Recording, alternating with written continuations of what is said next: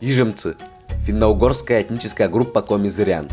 Они себя называют Ижватас. Это коми-слово переводится на русский язык как «народ, проживающий в бассейне реки Ижма». Предки Ижватас были оленеводами. Несколько веков назад ижемский народ вел кочевой образ жизни. В поисках пропитания тысячные стада оленей каждый год приходилось смещать на север по бескрайней тундре. Так, некоторые ижемцы перекочевали из республики в Коми в Ненецкий автономный округ. Жизнь менялась. Молодое поколение из оленеводческих семей оставалось жить в населенных пунктах. Село Несь, деревни Волоковая, Чижа, поселки Харута, Усть-Кара.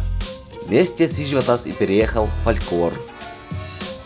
Коми-ижемская традиционная культура изучена очень слабо. Ввиду того, что у нас нет в округе научных институтов, а эта работа требует большой научно-исследовательской работы. Первые исследования в округе проводились в 1968-1973 годах фольклористами Республики Коми. В 2008-2009 годах был этнокультурным центром создан проект «Фольклор коми и ненцев Ненецкого автономного округа». В результате этого проекта были сделаны расшифровки фольклорных материалов, которые очень долго хранились, и была издана книга «Фольклор коми и ненцев Ненецкого автономного округа» с диском в 2009 году. А в 2013 году сотрудниками отдела коми-культуры был создан проект «Коми-Олом. Жизнь коми». Реализовать этот проект этнокультурному центру помог Институт языка, литературы и истории Коми-научного центра Уральского отделения Российской академии наук. Все годы, кроме 2017 и 2018, этнографы и фольклористы изучали фольклор и культуру коми-ижемцев Ненецкого автономного округа. И таким образом получилось, что мы поработали в 2014 году в деревне Волоковая, в том числе побывали в Чуме, где стационарно, постоянно живут оленеводы, потому что у них такой выпас вокруг Чума. В 2014 году мы также опрашивали жителей Нарьян-Мара. В 2015 году мы организовали поездку в Харуту. В 2016 году в Каратайку. В 2019 году после небольшого перерыва мы побывали в селе Несь. И в 2021 году мы поработали в Усть-Каре. Конечно, мы пытались узнать судьбы тех сказителей, которые рассказывали, исполняли эпические песни для старшего поколения фольклористов. Тот же Иван Степанович Хатанзейский перед исполнением песни, он всегда брал махорку, измельчал и добавлял туда для вкуса или духи, или водочку немножко. И во время исполнения песни он обязательно закладывал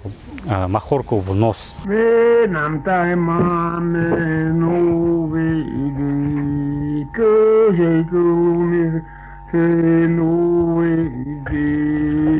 Этнографы и фольклористы, скажем так, изучали современный срез народной традиции. Они отмечают, что коми-ижемцы в НАО никогда не пугали детей мифологическими персонажами. Объясняется это тем, что дети потом, взрослея, начинают бояться тундры.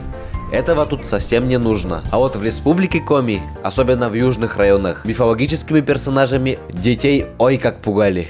Годы советской власти, когда оказалось, что иметь много оленей – это опасно для жизни, оленеводы просто пропадали из виду. Родственники, например, просто рассказывали своим детям, что их отец уехал, он больше не вернется, потому что он уехал далеко. Их отцов, братьев, сестер арестовали, кого-то расстреляли. Любопытен рассказ о том, как коми-оленеводы получили места для пастбищ в Ненецком автономном округе. Например, в селе Несь жили ненцы и пасли своих оленей.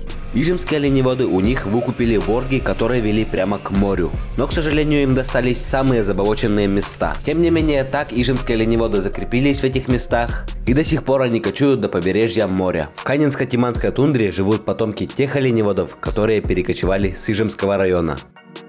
Моя бабушка приехала в район поселка Харуты, встретила там своего мужа и осталась она по национальности коми. В девичестве фамилия бабушкина Батманова, звали ее Надежда Дмитриевна. Мои родители родом из Ижемского района. Отец из села Гам, мамины родители жили в селе Усть-Ижма. Моего отца в 11 лет взял оленевод из наших краев, из ненецких тундр, и воспитал его как оленевода. Мама родилась уже в деревне Щелино, куда из Усть-Ижмы родители переехали в 2011 году на плотах по Печоре сплавились. Иван Анисимович – известный краевед. Он подробно исследовал свой род и написал об этом книгу «Годы и люди». Тут Иван Анисимович рассказывает о жизни коми-иженцев в Ненецком автономном округе на примере его родственников.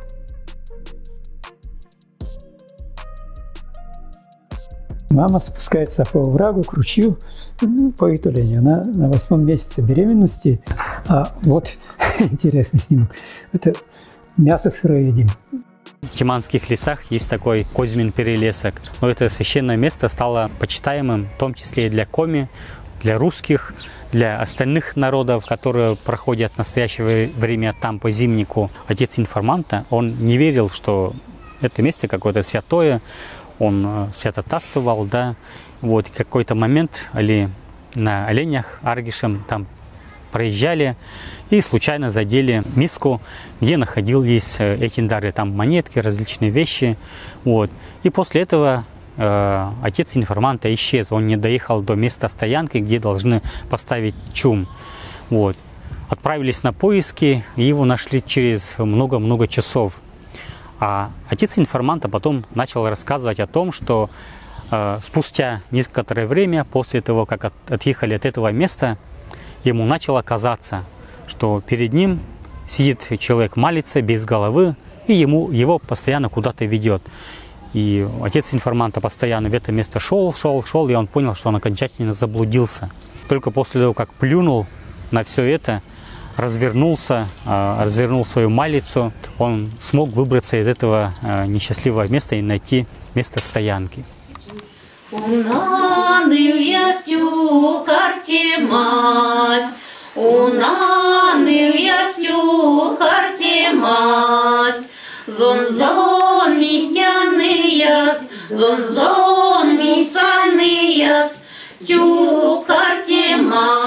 Вот говорят, что коми-орнамент, он более мелкий, в отличие от крупных каких-то композиций орнаментальных у ненцев. И шьется он более мелкими стежками, очень тщательно. Ненцы и раньше, и сейчас используют определенные трафареты для того, чтобы выполнить орнаментальную композицию из меховой мозаики.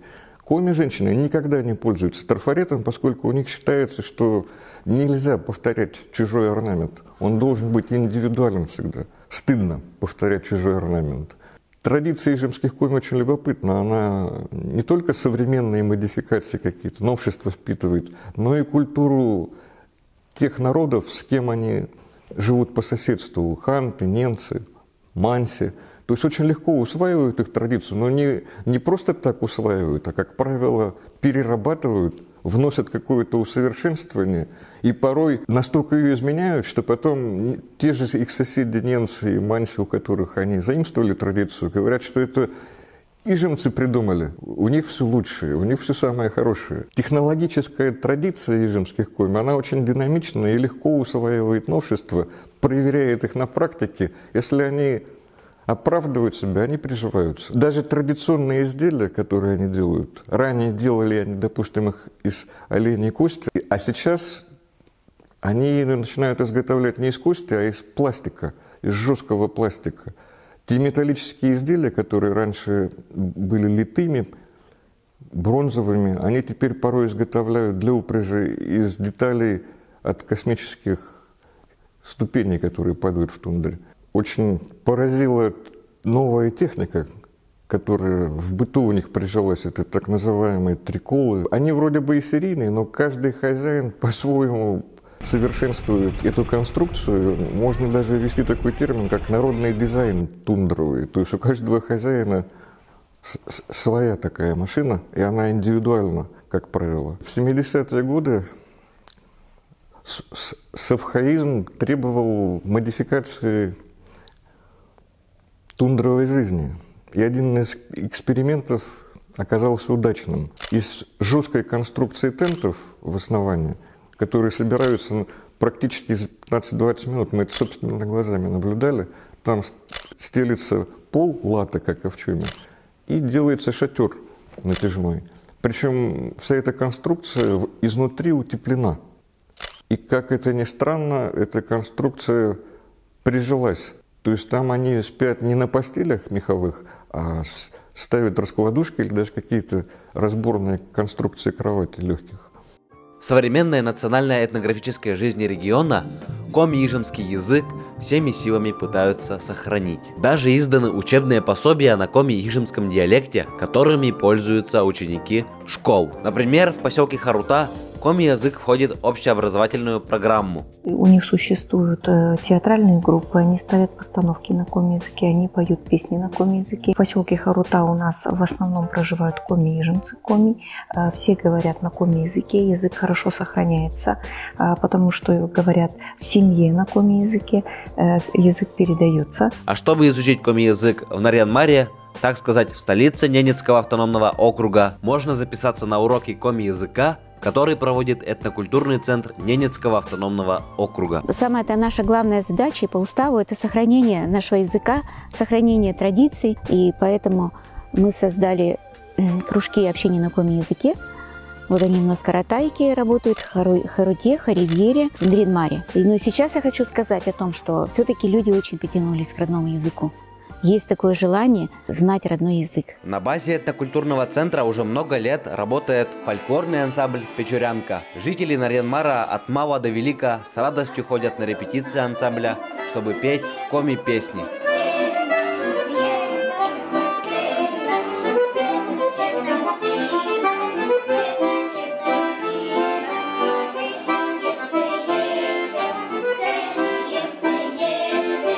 Печурянка, это мои корни, это моя история, это мой родной язык, так легче его учить, изучать. То есть пришла в Печурянку я, не то чтобы нулевая, я знала только бытовые какие-то слова там по типу абу, пым, нянь. А сейчас мой язык обогащается, я узнаю больше, соответственно, просто через песню легче выучить язык.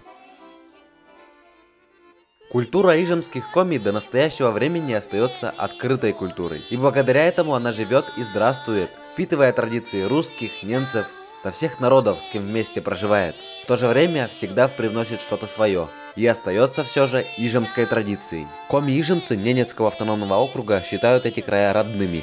Трудятся, рожают детей, хранят свой язык и традиции.